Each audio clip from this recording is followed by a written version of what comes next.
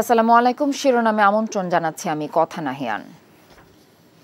দেশে চলমান উদ্ভূত পরিস্থিতি নিয়ন্ত্রণে শুক্রবার দিবাগত রাত 12টা থেকে রোববার সকাল 10টা পর্যন্ত সারা দেশে কারফিউ জারি করে সেনা মোতায়েন করা হয়েছে। শনিবার দুপুর 12টা থেকে 2টা পর্যন্ত কারফিউ শিথিল থাকবে। অ্যাম্বুলেন্স, গণমাধ্যম সহ জরুরি পরিষেবা এর আওতাভুক্ত থাকবে। শুক্রবার সন্ধ্যায় গণভবনে 14 দলীয় জোটের সিনিয়র নেতাদের সাথে বৈঠকে বসেন প্রধানমন্ত্রী শেখ হাসিনা। বৈঠকে সর্বসম্মতিক্রমে সেনা মোতায়েনের সিদ্ধান্ত হয়। পরে গণভবনের বাইরে সাংবাদিকদের ব্রিফিংয়ে আওয়ামী লীগ সাধারণ সম্পাদক ওবায়দুল কাদের জানান, কোটা বিরোধী আন্দোলনের আড়ালে বিএনপি জামায়াতের সশস্ত্র সন্ত্রাসীরা জ্বালাও পোড়াও করে দেশে অস্থিতিশীল পরিস্থিতি তৈরির চেষ্টা করছে, যার সাথে শিক্ষার্থীদের কোনো সম্পর্ক নেই। এরই মধ্যে মাঠে নেমেছে সেনাবাহিনীর সদস্যরা। রাজধানীর বিজয় সরণি থেকে কারফিউর সব শেষ খবর জানাচ্ছেন আমাদের স্টাফ করেসপন্ডেন্ট জুনায়েদ আল হাবিব।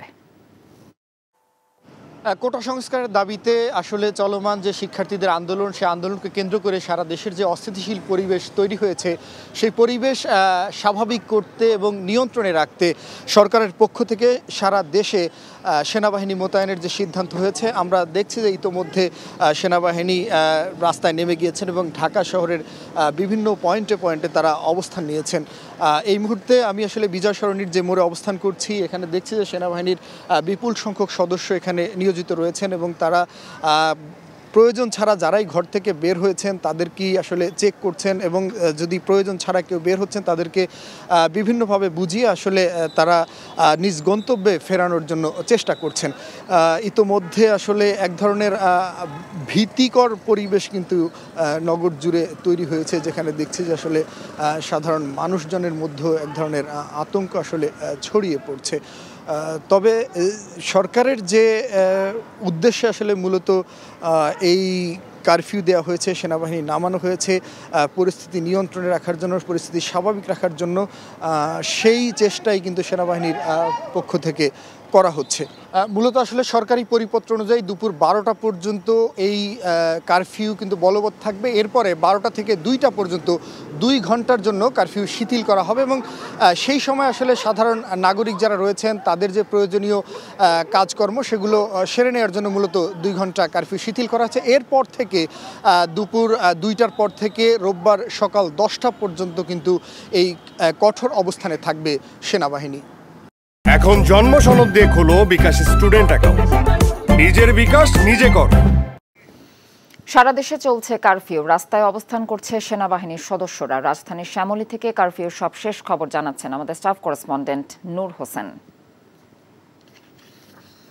আমি এই মুহূর্তে অবস্থান করছি রাজধানীর সোহরাওয়ার্দী মেডিকেল কলেজের সামনে, কলেজ গেটের যে মোড়টি রয়েছে সেই মোড়টিতে অবস্থান করছি এবং এখানে সকাল থেকে সেনাবাহিনী তাদের যে অবস্থান সেটি নিয়েছেন এবং সেনাবাহিনী এই পথটি কাউকে ব্যবহার করতে দিচ্ছে না। লিংক রোডের যে পথটি রয়েছে সেই পথটি দিয়ে সাধারণ মানুষ থেকে শুরু করে পথচারী থেকে শুরু করে অন্যান্য যারা জরুরি কাজগুলোতে নিয়োজিত রয়েছেন, ডাক্তার, চিকিৎসাকর্মী এবং অন্যান্য সংবাদকর্মী সহ জরুরি সহায়তা বা জরুরি সেবাগুলোর সঙ্গে যারা সম্পৃক্ত আছেন, জরুরি সেবাগুলোর সঙ্গে যারা নিয়োজিত রয়েছেন তাদেরকে লিংক রোডের যে রাস্তাটি রয়েছে সেই রাস্তাটি ব্যবহার করতে দেওয়া হচ্ছে এবং সেই রাস্তায়ও আমরা এর আগে সেই রাস্তাসহ অন্যান্য যে রাস্তাগুলো আমরা দেখেছি সেই রাস্তাগুলোতে গণপরিবহনের কোনো উপস্থিতি আমরা দেখিনি। সাধারণ সময়ে যে গণপরিবহন থাকে তার ন্যূনতম কোনো উপস্থিতি আমরা দেখিনি। রাস্তাগুলোতে 2-1টি করে সিএনজি চলছে, কয়েকটি করে রিক্সা চলছে।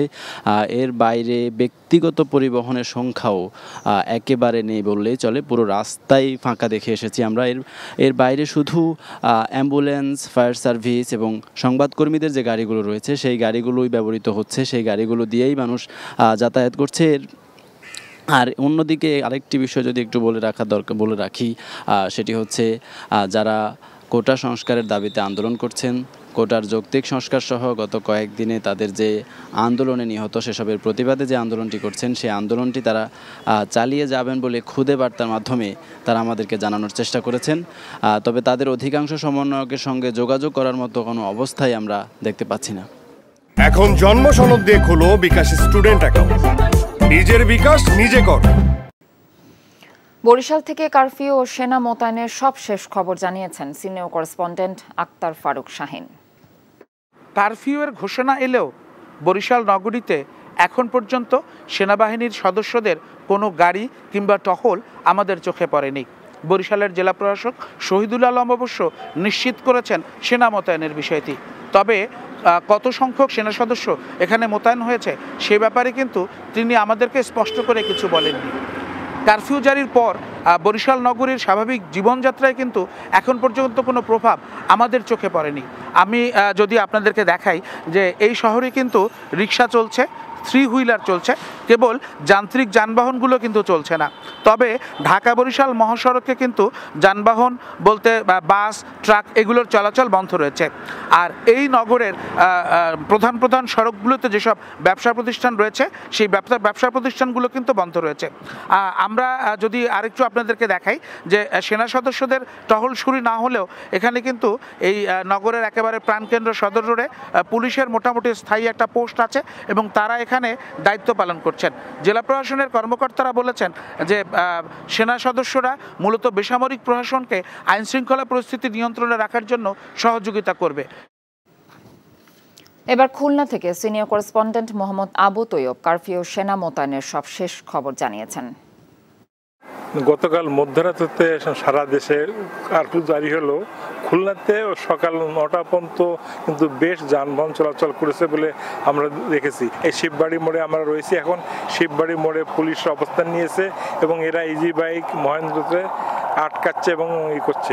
আমি খুলনা পুলিশ কমিশনার কাছে খুলনা পুলিশ কমিশনার মোহাম্মদ মোজাম্মেল হক আমাকে জানিয়েছেন যে খুলনাতে এখনও সেনাবাহিনী আসেনি, তবে তিনি তাদের রাতভর তাদের থাকার ব্যবস্থা করেছেন এবং সেনাবাহিনী কল করা হয়েছে। তিনি বলেছেন আজ দুপুরের ভিতরে হয়তো সেনাবাহিনী আসবে এবং তারা টহল দেবে। এছাড়া নগরীতে অন্য অন্য জায়গায় দেখেছি মানে ভোরের ন্যায় প্রতিদিনে যে সমস্ত দোকানপাট খোলে, নিউ মার্কেট, মাছ বাজার, কাঁচা বাজার, এগুলো সবই কিন্তু ওই খোলা রয়েছে। তবে খুলনাতে কোনো বাস চলছে না, ট্রাক আমরা দেখছি যে মাঝে মাঝে দু একটা চলছে। এই শিববাড়ি মোড়ে কিন্তু আজ সকাল 10টা থেকে ছাত্রদের অবরোধ এবং অবস্থান এবং দুয়ার কর্মসূচি নেওয়ার কথা রয়েছে। সেই কারণে এখানে বিপুল পরিমাণ পুলিশ ইতিমধ্যে মোতায়েন আছে। সারা দেশে সরকার কারফিউ দিলেও ভোলায় এখনো এর কোনো কার্যক্রম নজরে আসেনি, পৌঁছায়নি নৌবাহিনীর সদস্যরাও। তবে প্রায় ব্যবসা প্রতিষ্ঠান রয়েছে বন্ধ। গতরাত থেকে সারা দেশে কারফিউ জারি করে সরকার। সেনাবাহিনীর সদস্যদের মাঠে থাকার কথা রয়েছে, তবে উপকূলীয় এলাকা হবার সুবাদে ভোলায় নৌবাহিনীর সদস্য থাকার কথা। তবে এর কার্যকরী কোনো পদক্ষেপ এখনো দেখা যায়নি ভোলায়। শহরের কিছু ব্যবসা প্রতিষ্ঠান খোলা রয়েছে এবং রিক্সা চলাচল স্বাভাবিক রয়েছে। তবে শহরের মোড়ে মোড়ে পুলিশ সদস্যদের দেখা গেছে। জেলা প্রশাসক আরিফুজ্জামান জানিয়েছেন বেলা 12টার মধ্যে ভোলায় নৌবাহিনীর সদস্যরাও পৌঁছবেন। ময়মনসিংহ থেকে কারফিউ সেনা মোতায়েনের সবশেষ খবর জানিয়েছেন স্টাফ করেসপন্ডেন্ট আইয়ুব আলী।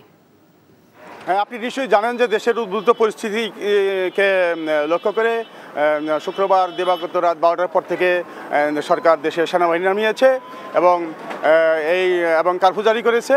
তো আমরা আজ সকালে শহর ঘুরে দেখেছি যে শহরের পরিস্থিতি মোটামুটি স্বাভাবিক আছে। তো এখন পর্যন্ত কিন্তু কোনো শহরের দোকানপাট খুলেনি এবং হয়তো কিছুক্ষণ পরে আমরা সেনাবাহিনীকে টহল দিতে দেখব। তো আর যানবাহন ছোট ছোট যানবাহন 3 হুইলার কিন্তু এখনও চলাচল করছে। তো আমরা এই মুহূর্তে গাঙ্গীনাপার একটা শহরের প্রাণকেন্দ্রে দাঁড়িয়ে আছি।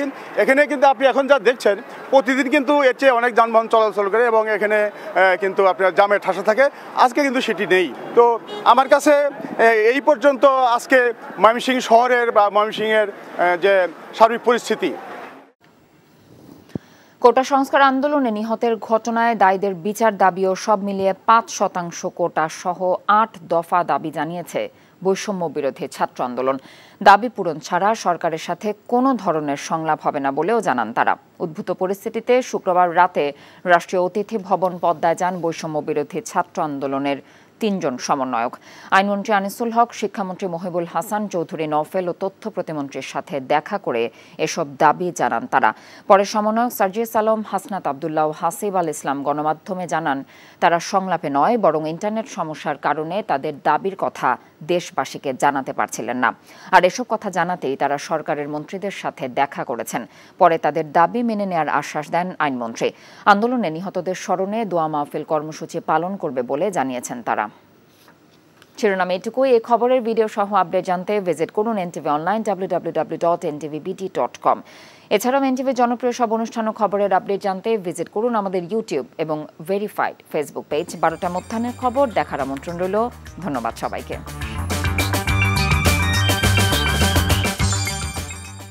এখন জন্ম সনদ দিয়ে খোলো বিকাশ স্টুডেন্ট অ্যাকাউন্ট। নিজের বিকাশ নিজে কর।